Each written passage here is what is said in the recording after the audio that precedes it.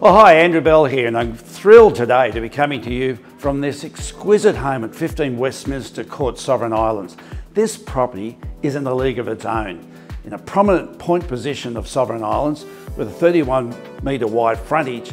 It includes 6 bedrooms, 8-car basement and a 12-metre pontoon providing bridge-free boating access to the Broadwater.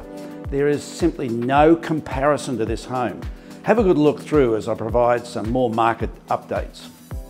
You will recall in my last report that I addressed the question of whether there was a stock shortage in the marketplace at present, and I was able to show that that was not the case in reality. I also touched on the 5 fundamentals that drive the real estate market.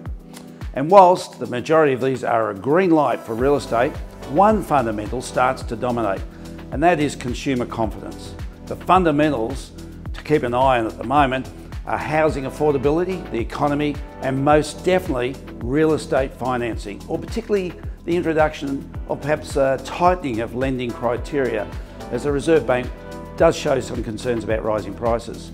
I also mentioned in the last report that there's another layer of factors that drive the real estate market, and that is supply and demand. I think we have more than covered the demand side sufficiently over the past few reports. So let's have a look at the supply side here on the Gold Coast.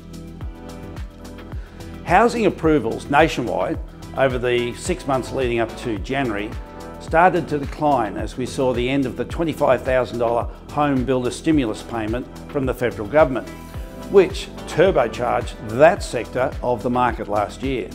Standalone home approvals fell 11.2% in January, although still reasonably high on previous figures, with some 12,390 approvals in January.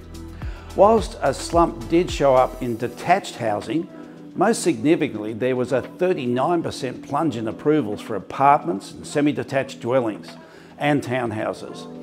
Now, when that was averaged out between the detached housing and the rest, this showed a significant 19.4% decline in new housing. We have just had some figures released from the marketplace about Gold Coast building activity. And whilst it of course was the end of the government stimulus also here on the coast, it showed 1,280 development applications were received in the quarter to December, which is up 10.2% on the same period of 2019.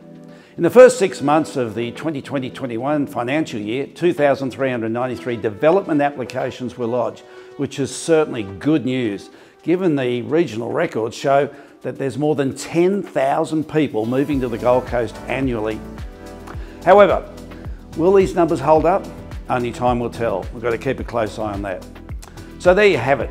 Between my last report a fortnight ago and the one today, there's certainly a lot of factors to keep a close eye on.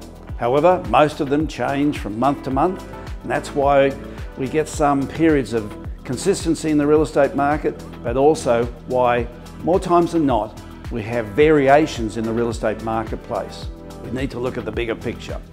We also need to monitor these activities regularly to see how the cycles are developing and forming.